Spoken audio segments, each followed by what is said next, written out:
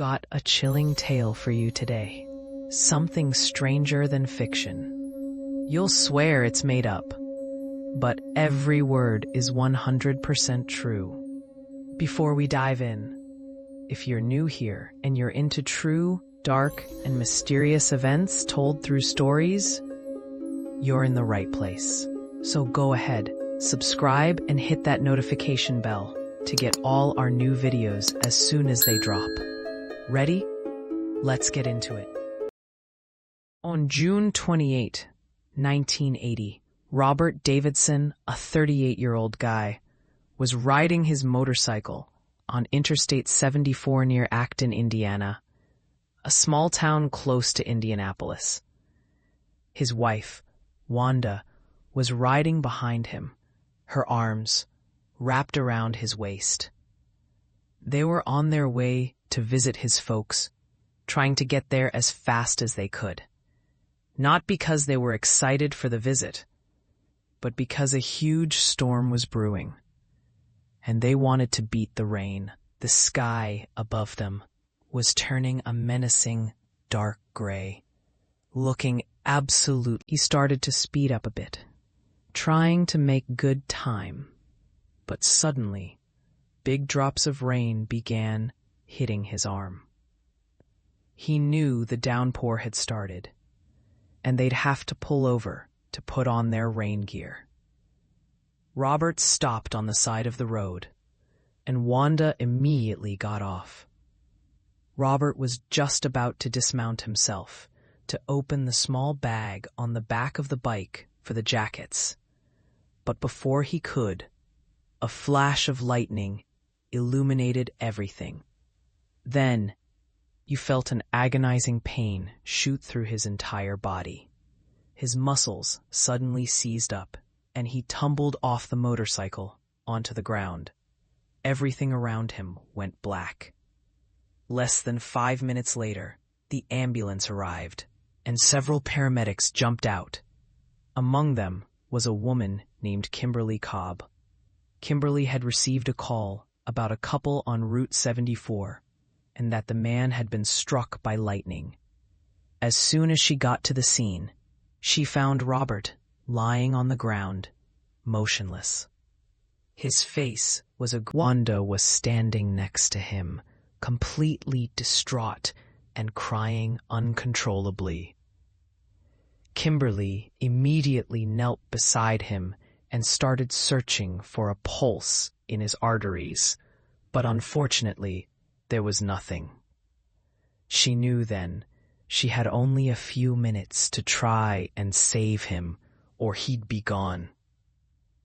She quickly began to stabilize his spine, and at the same moment, one of her colleagues started performing CPR. Paramedic used the ambulance radio to call for an air ambulance, a helicopter, to airlift him to the hospital fast.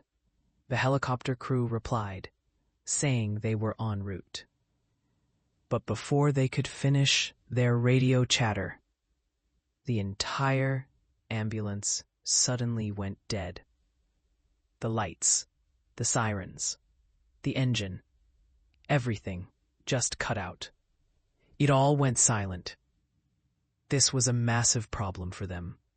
A disaster, really, because crucial equipment in the ambulance ran on electricity.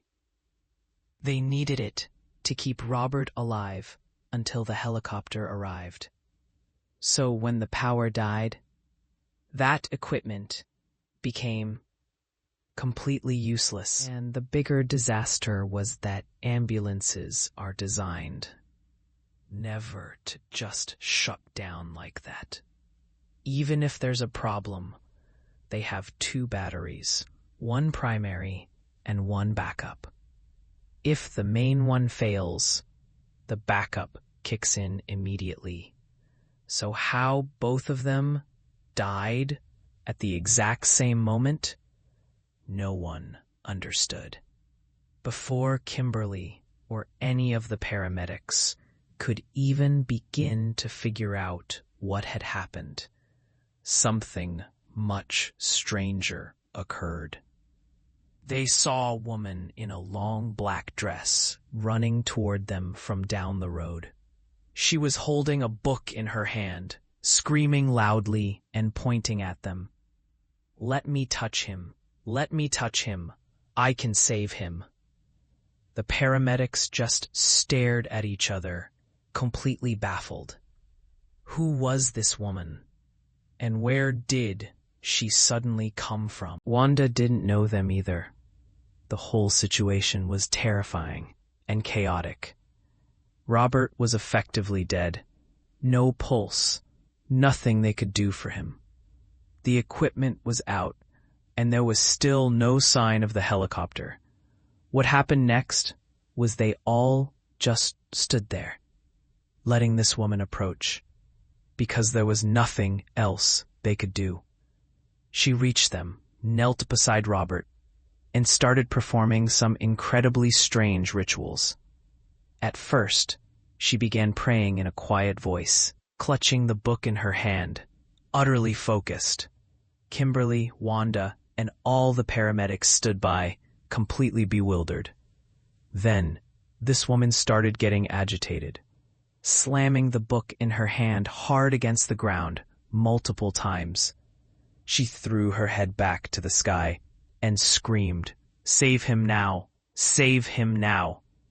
It sounded like another voice was speaking through her. A haunting turn. Kimberly and the other paramedics were in shock, their hearts pounding with a terrifying dread.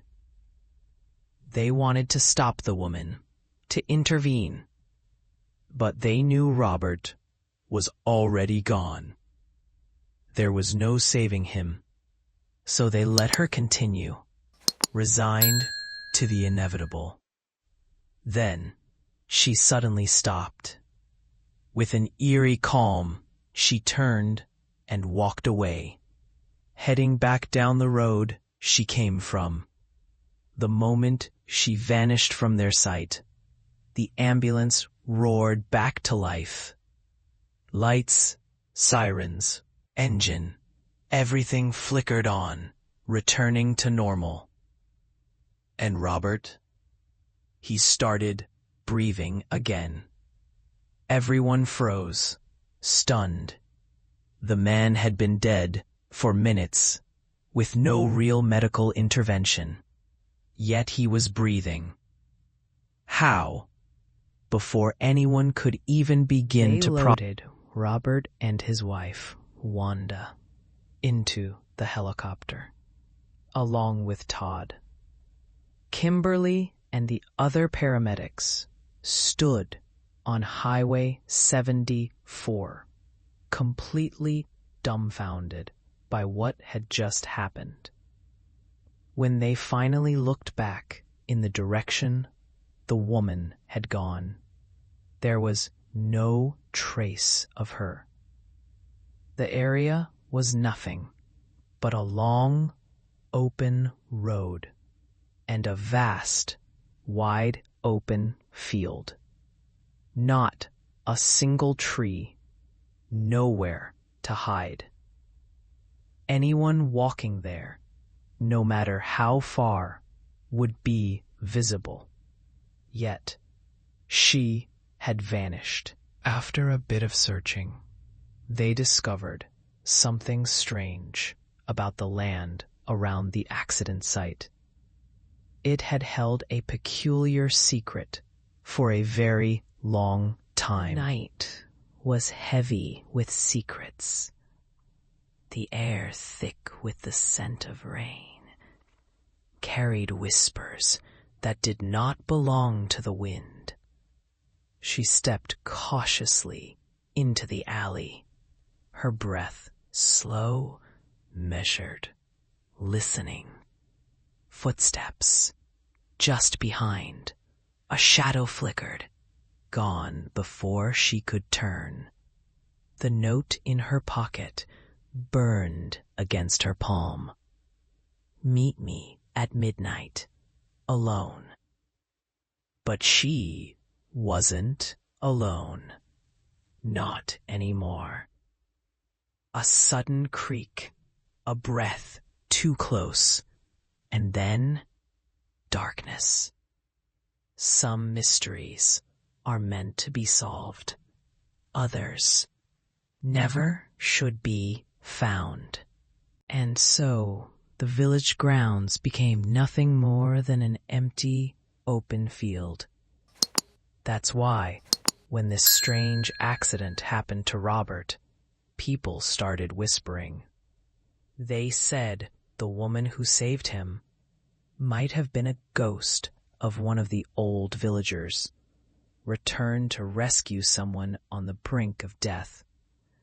Her sudden appearance and impossible disappearance at the accident site had no other explanation. She had to be a spirit.